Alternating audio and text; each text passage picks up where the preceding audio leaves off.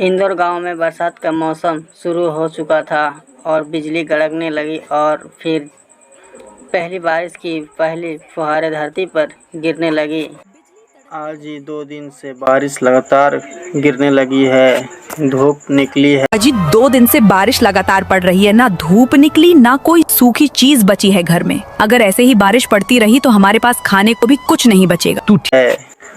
तू ठीक कह रही है राधिका, तूने वैसे भी समझदार हो, लेकिन हम करे भी क्या करे। हमारे पास थोड़ी बहुत दाल चावल थे वो भी खत्म हो गए हैं, लकड़ियाँ भी भीग गई, चूल्हा तक नहीं जल रहा। पूरी तरह से पानी में डूब गया है, अनाज की बोरी भी गीली उछलाएगा। ऐसा तो मत बोलो अजी, अगर इसी तरह पानी गिरता रहा तो हम खाएंगे क्या बच्चे का? दूध भी बचा नहीं। ये बारिश लगातार पड़ती रहती है। हो गई है। और तूने सुना ना, रामू काका क्या कह रहे थे कि बारिश कम से कम 15 दिन और चलेगी, ना रास्ता खुलेगा ना दरवाजा खुलेगा।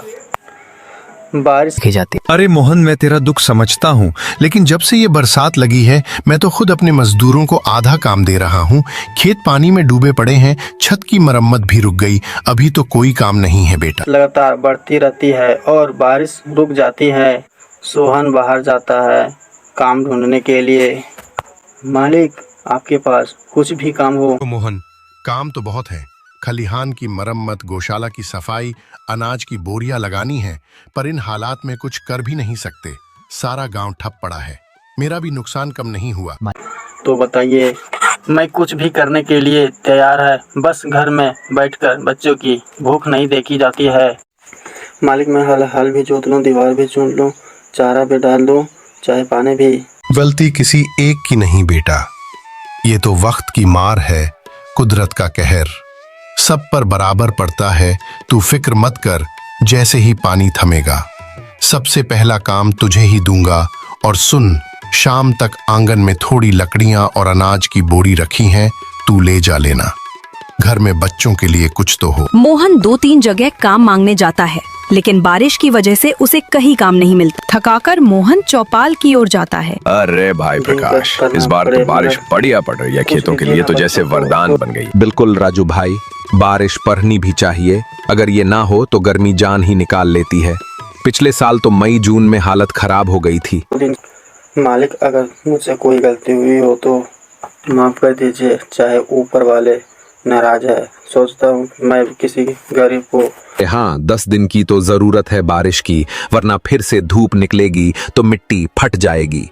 मैंने भी मौसम की खबर देखी थी, बताया जा रहा है कि पीछे से काफी भारी बादल आ रहे। मना नहीं कर दिया। नहीं भाई, मौसम विभाग ने तो साफ कहा है, अगले 10 दिन तक लगातार बारिश हो सकती है, बाहर निकलना मुश्किल हो जाएगा। उन्होंने तो सलाह भी दी है कि लोग जरूरी राशन वाशन पहले ही घर में, या किसी भूखे का बिना खिलाए वापस भेज दिया, तभी इतनी बड़ी सजा मिल गया है। मोहन 2-3 जगह काम मांगने जाता है, लेकिन बारिश के वजह से उसे कहीं भी काम नहीं मिलता है। तपक्कर सोहन चप्पल की ओर जाता है। अरे भाई, रुक जाता। अगर बारिश ऐसी ही पड़ती रही तो हमारा तो काम खराब हो जाएगा। हमारे घर में तो खाने को भी नहीं है और ये लोग 10 दिन तक बारिश बता रहे हैं। ऐसे में खाने को कहाँ से आएगा और घर का किराया कहाँ से दूंगा? मोहन चिंता करता हुआ अपने घर चला जाता है। इस बार बारिश बढ़िया तरीके से बढ़ रही है, ये तो जैसे वरदान मिल गया है।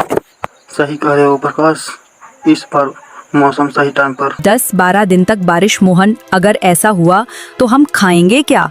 तुम्हें तो पता ही है घर की हालत कैसी है, हर तरफ से पानी टपक रहा है, अब तो बर्तन भी रखने की जगह नहीं बची। पलट गया है। ऐसे 10 दिन लगातार पानी बरस जाए तो फसल भी जमकर होगा, गर्मी भी भाग जाएगी, तो फिर चिंता किस बात की। मैं तो आज ही वर्षा लासी। और देखो, सेठ जी का किराया भी देना है, पहले ये 2 महीने का बाकी है। अगर ऐसे ही हालात रहे तो हम कहाँ से किराया भरेंगे? वो तो सुनते भी नहीं हमारी। सामान लेकर आ जाऊंगा, चावल दाल आटा तेल सब के सब भर लूंगा। घर में आराम से बरसात का मजे लेंगे, गर्मा गर्म पकौड़ी चाय खिचड़ी।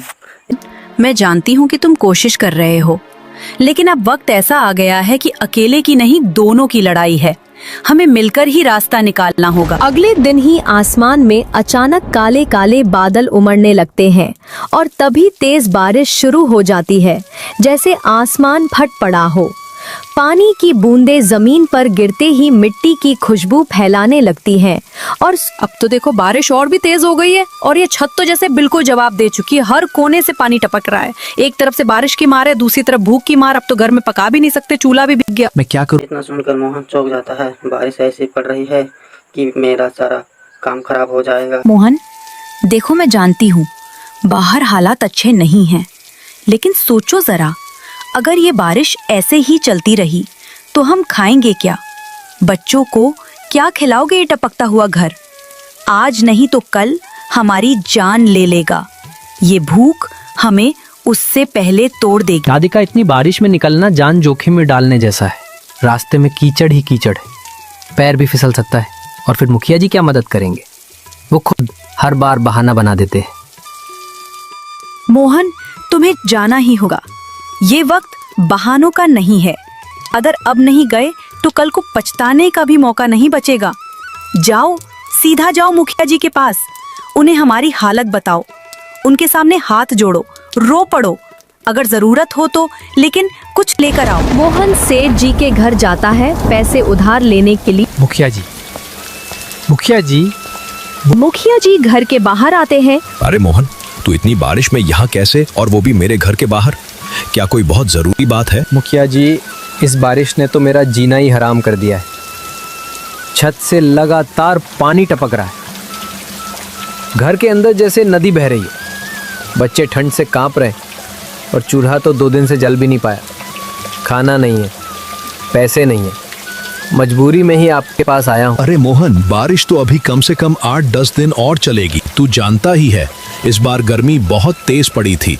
बारिश होनी तो जरूरी थी।